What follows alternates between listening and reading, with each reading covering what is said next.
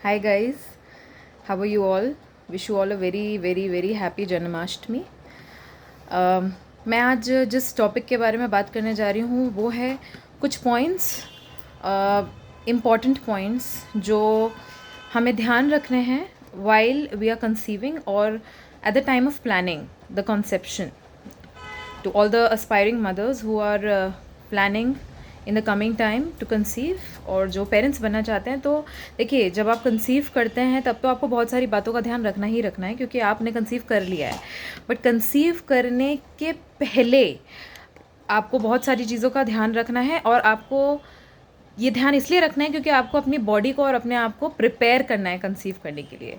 इसलिए सिर्फ वो चीज़ें इंपॉर्टेंट नहीं होती है जो आप कंसीव करने के बाद स्टार्ट करते हैं करना। आपको एक्चुअली बहुत पहले से ही, अगर आपने प्लान कर लिया है तो आपको बहुत पहले से ही इन सब चीज़ों की प्रिपरेशन करनी स्टार्ट कर देनी चाहिए, अपने आप को प्रिपेयर करना स्टार्ट कर देना चाहिए in order to have a good and a healthy pregnancy. तो मैं कुछ जनरल इम्पॉर्टेंट पॉइंट्स आपको बताना चाहती हूँ जो आपको करने हैं और जो आपको नहीं करने हैं। इसमें से देखिए, फर्स्ट जो सबसे इम्पॉर्टेंट पॉइंट है वो है एक्सरसाइज। देखिए, अगर आप बहुत ही आर्डेंट रहे हैं और बहुत ही पैशनेट रहे हैं एक्सरसाइज के बारे में और आप शुरू से करते आए हैं, देन वेरी गुड। और अगर आप कभी नहीं किए, आपने एक्सरसाइज लाइफ में कभी नहीं की है, तो this is the right time कि आप थोड़ा बहुत स्ट्रेचिंग और ब्रीदिंग एक्सरसाइज करना स्टार्ट कर दें। ये आपको स्ट्रेंथ देगा, ये आपकी बॉडी में एक फ्लेक्सिबिलिटी लाएगा, प्लस आपको मेंटली स्ट्रांग बनाएगा प्रिपेयर करने के लिए। Yes, you have to avoid over doing of heavy exercises, ठीक है, वो आपको अवॉइड करना है। और अगर आपने कभी एक्सरसाइज नहीं किया तो आप ऑब्वियसली स्टार्ट में इतनी हैवी एक्सरसाइजेस कर भी नहीं पाएंगे। तो आपको अपनी स्ट्रेंथ मेंटेन करने के लिए मोस्ट इम्पॉर्टेंटली एक्सरसाइज, थोड़ी बहुत कैजुअल एक्सरसाइज आप देख सकते हैं यूट्यूब पे, बहुत सारी हैं, आपको पता चल जाएंगी, वो आप करना स्टार्ट कर सकते हैं।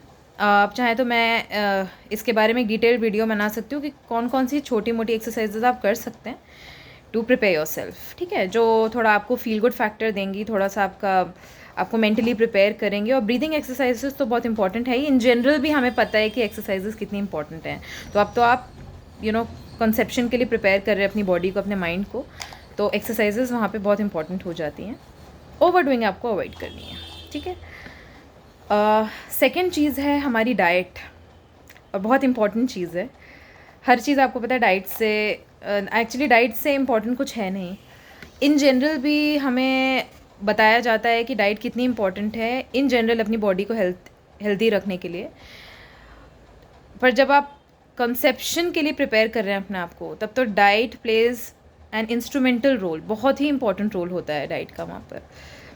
अब आपको इतना नहीं सोचना है कि अब ये खाएं वो खाएं ये ना खाएं। देखिए, आपको खाना सब कुछ है क्योंकि आप प्रिपेयर कर रहे हैं। क्या नहीं खाना है और क्या क्या अवॉइड करना है वो आपको तब करना है जब आप कंसीव कर चुके होंगे। तो अभी आप बैलेंस डाइट पे फोकस करेंगे, अगर अब तक आप नहीं कर रहे थे तो, क्योंकि आप प्रेपरेशन पीरियड में हैं। तो आप बैलेंस डाइट लेंगे जिसमें कि सारे न्यूट्रिएंट्स इन्वॉल्व रहेंगे, सारे vitamins, minerals, micro nutrients, fibre, सब कुछ होना चाहिए उसमें बैलेंस्ड। कुछ भी बड़ा ज़्यादा नहीं होना चाहिए, कुछ भी कम नहीं होना चाहिए, डेफिशिएंसी तो होनी ही नहीं चाहिए। तो आप देख लीजिए आपको क्या क्या डाइट लेनी है, इस पे भी हम बाद में डिस्कशन कर सकते हैं। बट एक नॉर्मल बट कंप्लीट डाइट आपको प्लान करनी चाहिए, ठीक है। तो पहली चीज़ हो गई आपकी एक्सरसाइज, सेकेंड चीज़ हो गई आपकी डाइट, तीसरी बट इम्पॉर्टेंट चीज़ है आपका स्ट्रेस मैनेजमेंट। देखिए, काफ़ी स्ट्रेस मैनेजमेंट तो आपको योगा और एक्सरसाइजेज से हो जाएगा, बट कुछ चीज़ें होती है हम सबकी लाइफ में जो हम देखते हैं और हम चाहते हुए अवॉइड नहीं कर सकते हैं। देखिए, स्ट्रेस मैनेजमेंट जनरली भी बहुत इंपॉर्टेंट है करने के लिए, क्योंकि हमें लाइफ में बहुत सारे काम करने होते हैं। चाहे आप वर्किंग वुमन हो, चाहे आप हाउस वाइफ हों, देखिए स्ट्रेस सबकी लाइफ में, our this is parallel to our life. ये स्ट्रेस तो कभी हम अवॉइड नहीं कर सकते, बट हाँ उसको मैनेज ज़रूर कर सकते हैं। जब हम जॉब्स पे जाते हैं तो बहुत सारे ऐसे लोग होते हैं जो हमें स्ट्रेस देते हैं, बहुत सारा काम होता है जो हमें स्ट्रेस देता है, और हम उस काम और उन लोगों के बीच में ही रह के हमें अपना स्ट्रेस मैनेज भी करना है। तो ये एक चैलेंजिंग तो है काम, लेकिन करना तो है, क्योंकि स्ट्रेस मैनेजमेंट जब आप कॉन्सेप्शन के प्रोसेस में जा रहे हैं, आप प्लानिंग कर रहे हैं, तो देखिए ये करना बहुत इंपॉर्टेंट है। और देखिए, अगर आप डॉक्टर्स के पास जा रहे हैं, अगर आप अपने किसी डॉक्टर के पास जा रहे हैं ये डिस्कशंस करने के लिए कि आप प्लान करना चाहते हैं, तो डॉक्टर भी आपको कहीं ना कहीं एक बार ज़रूर बताएंगे कि आप स्ट्रेस लेवल कम कीजिए और अपना स्ट्रेस को मैनेज कीजिए। अब स्ट्रेस मैनेज कैसे करना है, this is a very subjective matter. अब कोई हाउसवाइफ है, वो अपना स्ट्रेस अलग तरीके से मैनेज करेगी वर्सेस जो कि वर्किंग वुमन है। ओके, तो सबके लेवल्स अलग हैं, आपको उस हिसाब से मैनेज करना है। कुछ चीज़ें आप कर सकते हैं, जैसे कि आप म्यूज़िक की हेल्प ले सकते हैं, आप डांसिंग की हेल्प ले सकते हैं, आप अगर गिटार बजाते हैं आप उसकी हेल्प ले सकते हैं। नाउ यू हैव टू सी कि who is and what is your stress buster. कभी कभी हमारे फ्रेंड्स बहुत इंपॉर्टेंट रोल प्ले करते हैं इस टाइम पर, कि हम किसी से अगर आधा घंटा बात कर लेते हैं तो हमारा स्ट्रेस बहुत रिड्यूस हो जाता है। So involve in that, involve your self in that, play music. लोग जो उल्टी सीधी बातें कर रहे हैं आपके आजू बाजू, उस पर ध्यान मत दीजिए। इनफैक्ट अभी तो मैं आपको ये बोलूँगी कि आप थोड़ा सा ख्याली पुलाव पकाइए कि आपकी लाइफ में इतना इंपॉर्टेंट टाइम आने वाला है जिसके लिए आप प्रिपेयर कर रहे हैं। आप थोड़ा सा उसकी तरफ ध्यान दीजिए। आप थोड़ा सोचिए, वाह जब मैं कंसीव कर लूँगी तब ये होगा, फिर मैं ये करूँगी, फिर मैं वो करूँगी, ऐसे प्लान करेंगे और आगे ऐसा होने वाला है। थोड़ा सा अपने आप को इस तरफ से इंक्लाइंड कीजिए ताकि आप जिस करंट सिचुएशन में हैं, जिस करंट स्ट्रेस में है, उसको थोड़ा सा आप फोगो कर पाएँ। तो ये आपके ऊपर है कि आपको कैसे मैनेज करना है, पर मैनेज तो करना है। अब ये आप देखिए कि कैसे मैनेज करना है। मैंने आपको कुछ एग्जांपल्स दे दिए, कुछ तरीके बता दिए। और योगा तो बहुत ही अच्छी चीज़ है। अगर आपको स्ट्रेस मैनेज करना है, आप मेडिटेशन में इन्वॉल्व कीजिए, ब्रीदिंग एक्सरसाइजेज में इन्वॉल्व कीजिए, अपनी बॉडी की फ्लेक्सिबिलिटी पे इन्वॉल्व कीजिए। आप देखिए, आप एक हफ्ते के अंदर, 10 दिन के अंदर आपको डिफरेंस फील होगा, आपका स्ट्रेस रिलीज़ होना स्टार्ट हो जाएगा। आप प्लीज़ कीजिए, एक्सरसाइजेस कीजिए और योगा कीजिए। मैं फिर से रिवाइज कर देती हूँ। पहली चीज़ हो गई आपकी एक्सरसाइजेस, डोंट ओवरडू इट। दूसरी चीज़ हो गई आपकी डाइट, आपका फूड। तीसरी चीज़ हो गई आपका स्ट्रेस मैनेजमेंट। चौथी चीज़ है जो कि बहुत ही नेचुरल चीज़ है कि आप जब अपने डॉक्टर के पास जाएं लेकर कि आप प्लानिंग कर रहे हैं and what you should do and what you should not do, वो आपको बहुत ही प्रिस्क्राइब्ड फॉर्मेट में और बहुत ही प्रिसाइसली बताएंगे कि आपको क्या करना है, क्या नहीं करना है। उसके लिए आपके पास कुछ डेटा होना चाहिए आपका पर्सनल, जैसे कि आपका मेंस्ट्रुअल साइकिल की डेट्स। ओके, अगर आपने फर्स्ट मंथ में कंसीव कर लिया, वेल एंड गुड। आपको सेकंड मंथ लग रहा है, आपको थर्ड मंथ लग रहा है, आपको fourth month and so on लग रहा है, तो जितने भी मंथ जा रहे हैं इस प्लानिंग प्रोसीजर में, आपके मेंस्ट्रुअल साइकिल के डेट्स, एग्जैक्ट डेट्स आपके पास होने चाहिए। आप वहाँ जाके हवा में तीर नहीं लगा सकते कि हम शायद पीरियड्स 6th को आए थे, नहीं 10th को आए थे। You should not be in any kind of doubt. कोई भी एप्रीहेंशंस उस टाइम पे नहीं होने चाहिए। आपके पास सही टाइम और डेट होना चाहिए कि आपको कौन से मंथ में कब पीरियड्स आए थे, और आपको आपके पास ये कंपैरिजन चार्ट होनी चाहिए कि सपोज़ आपको अगस्त में 20th को आपका मेंस्ट्रुअल साइकिल होता है और फिर सितंबर में 25th हो जाता है, फिर अक्टूबर में 18th हो जाता है। तो ये जो गैप्स हैं ये आपके पास वेल नोटेड होने चाहिए।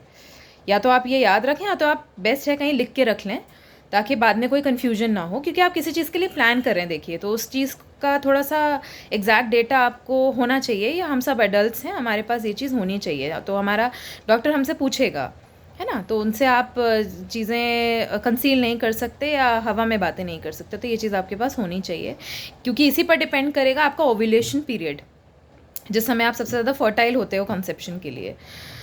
तो ओव्यूलेशन पीरियड और मेंस्ट्रुअल साइकिल पीरियड ये आपके पास इन रिटन फॉर्म होने चाहिए। फिर अब वो आपके आगे आपके डॉक्टर बताएंगे which is the best time to plan. तो हम ओव्यूलेशन और इसके बारे में हम एक बाद में एक डिटेल वीडियो करेंगे। अभी सिर्फ इन जनरल हम बता रहे हैं हमें कैसे अपनी बॉडी को और अपने आप को मेंटली और फिज़िकली प्रिपेयर करना है। तो चौथी चीज़ ये हो गई कि आपको अपने मेंस्ट्रुअल साइकिल्स का पूरा डेटा पता होना चाहिए, कब हो रहे हैं आपको और किस मंथ पे कब हो रहे हैं। लास्ट चीज़ है आज की, ये तो मैंने बता दिया आपको क्या क्या करना है, आपको क्या क्या नहीं करना है, जो चीज़ें अवॉइड करनी है। वो पहली चीज़ तो यही है कि एक्सरसाइज ओवरडू नहीं करनी है, स्ट्रेस नहीं लेना है। ये तो 2 चीज़ हम डिस्कस कर चुके हैं क्या नहीं करना है। तीसरी चीज़ है, आप अगर स्मोकिंग करते हैं तो प्लीज़ उसको अवॉइड कर दीजिए, ख़त्म कर दीजिए उसको आप अभी। अगर आप ड्रिंकिंग करते हैं उसको तो आपको स्ट्रिक्ट नो है। स्मोकिंग एंड ड्रिंकिंग प्लीज़, अगर आप बेबी प्लान कर रहे हैं तो it's a big no no no, okay, वो आपको नहीं लेना है। मैं जानती हूँ बहुत सारे लोग नहीं लेते हैं और बहुत सारे लोगों को आदत होती है। तो आप प्लीज़ कम्प्लीटली अवॉइड कीजिए इसको, अगर आप सीरियसली प्लान कर रहे हैं तो ये कुछ बातें हैं जनरल जो हमें ध्यान रखनी है, करना है जो नहीं करना है। स्ट्रेस बिल्कुल नहीं लेना है। कुछ भी कन्फ्यूजन होता है तो आप प्लीज़, आपके घर में बहुत सारी लेडीज़ हैं जिनके बच्चे हैं जो ऑलरेडी इस पीरियड से गुजर चुके हैं, आप प्लीज़ उनसे कंसल्ट कीजिए। आप मुझसे कुछ पूछ सकते हैं, आप अपने डॉक्टर से कंसल्ट कीजिए। किसी डायलेमा में मत रहिए और प्लीज़ स्ट्रेस मत लीजिए और ज़्यादा ओवर थिंकिंग मत कीजिए। ऐसा वैसा पहले मंथ नहीं हुआ कंसीव, सेकंड मंथ नहीं हुआ, नहीं हो रहा है, अरे बाप रे, तीसरे मंथ नहीं हुआ, फोर्थ मंथ नहीं हो रहा। फिर देखिए, कुछ लोगों का एक बार में हो जाता है, कुछ लोगों को टाइम लगता है। टाइम लगने का ये मतलब नहीं है कि कभी होगा ही नहीं या कोई प्रॉब्लम है। अगर आपको कुछ बहुत पुराने टाइम से कोई आपको मेडिकल इशू है तो प्लीज़ इसके बारे में आप डॉक्टर से ज़रूर डिस्कस कीजिए। वो आपको बेस्ट एडवाइस देंगे कि आपको किस तरीके से आपको इस प्रोसेस में आगे बढ़ना है। बाकी जनरल डिस्कशंस तो हम करते रहेंगे और ऑल द बेस्ट, और I am sure everything is going to fall in place. Thank you and have a nice day.